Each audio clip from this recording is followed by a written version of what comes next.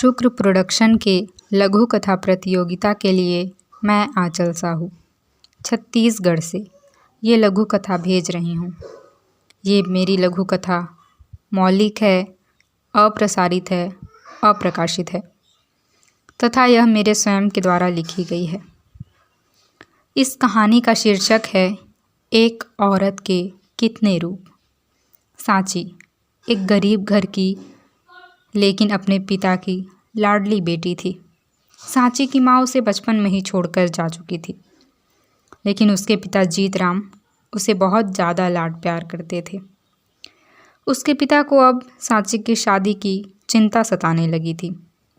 कई जगह से रिश्ते आए, लेकिन सुंदर और गुणी सांची को सिर्फ उसके गरीब होने की वजह से नापसंद कर दिया गया।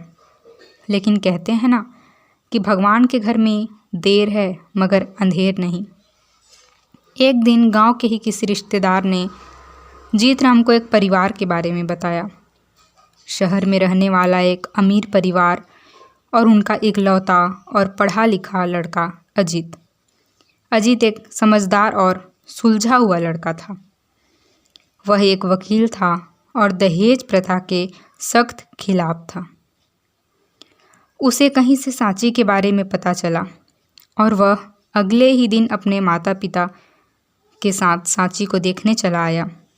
उसके पिता धनराज और उसकी माता उर्मिला देवी को भी सांची बहुत पसंद आई। साथ ही अजीत ने भी उसे देखते ही पसंद कर लिया। जीतराम और सांची को भी यह रिश्ता पसंद आया था, इसीलिए देर ना करते हुए जल्द ही सांची और अजीत की शादी करवा दी गई। सांची अजीत के माता पिता को काफ़ी पसंद थी, लेकिन अजीत की माँ को दहेज का लालच था, पर अजीत की वजह से वे चुप रहीं। सब कुछ अच्छा चल रहा था। सांची भी नए परिवार में काफ़ी खुश थी। सांची से शादी होने के बाद से ही अजीत की भी खूब तरक्की होने लगी थी। अजीत की इस बढ़ती तरक्की को परिवार और रिश्तेदार वालों ने सांची की घर में आने की बात से जोड़ा। उन्होंने कहा कि सांची के कदम बहुत ही शुभ हैं। कई लोग तो सांची को लक्ष्मी जी का दूसरा रूप भी मानने लगे थे। सांची भी बहुत खुश थी। सांची अजीत और उसका परिवार बहुत अच्छे से रह रहा था, लेकिन उनके खुशियों को किसी की नज़र लग गई और एक दिन अजीत की एक कार एक्सीडेंट में मौत हो गई। सांची की तो जैसे ज़िंदगी ही उजड़ चुकी थी। पहले जो लोग सांची को देवी लक्ष्मी का दर्जा दिया करते थे, आज वही लोग न जाने किन किन बातों से सांची को और तकलीफ़ें दे रहे थे। सांची को कुलक्षणी, डायन, कुल्टा और न जाने कैसे कैसे नामों से पुकारने लगे थे। अजीत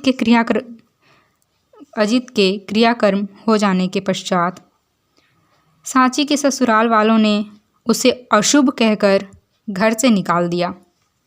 सांची अपने ससुराल से निकाले जाने के बाद अपने पिता जीतराम के पास चली गई और वहाँ जाने के बाद उसे पता चला कि वह 1 महीने की गर्भवती है। अपने पति को खो देने के बाद कहीं उसके ससुराल वाले उसके बच्चे को भी उससे दूर ना कर दें, ये सोचकर सांची ने उन्हें कुछ भी नहीं बताया। सांची अपने पिता के साथ रहने लगी। उसके पिता जीतराम के पास ढेर सारी गायें थी। अब सांची अपने पिता का ख्याल रखती और गायों को जंगल में चराने जाती। गायों से मिले दूध को पहले उसके पिता गांव वालों में ही बांट दिया करते थे, लेकिन सांची ने सोचा कि अगर कैसा हो कि वो इस दूध को शहर ले जाकर बेचे। इसीलिए उसने अपने शादी के कुछ गहने बेच दिए, जिससे कि उसे थोड़े पैसे मिले और उसने शहर जाने के लिए एक गाड़ी खरीद ली, ताकि वह शहर जाकर दूध अच्छे कीमत पर बेच सके। वह हर रोज़ गायों से दूध निकालकर शहर बेचने जाती और उसके पिता जीतराम गायों की सेवा करते।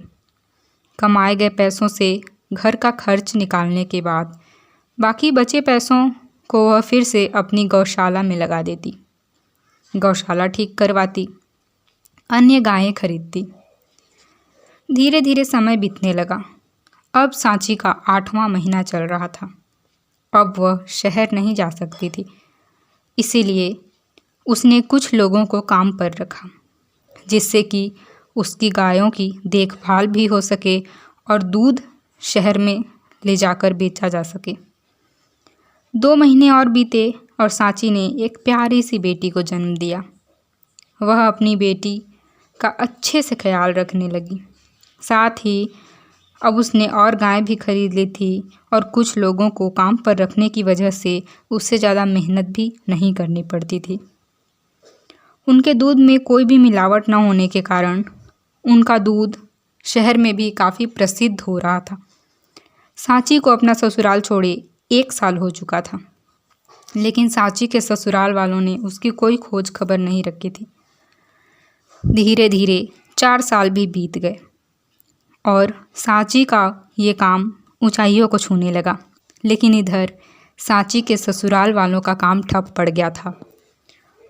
उसके ससुर की जो कंपनी थी वह बैंकक्रप्ट हो चुकी थी और वो लोग रोड पर आ चुके थे।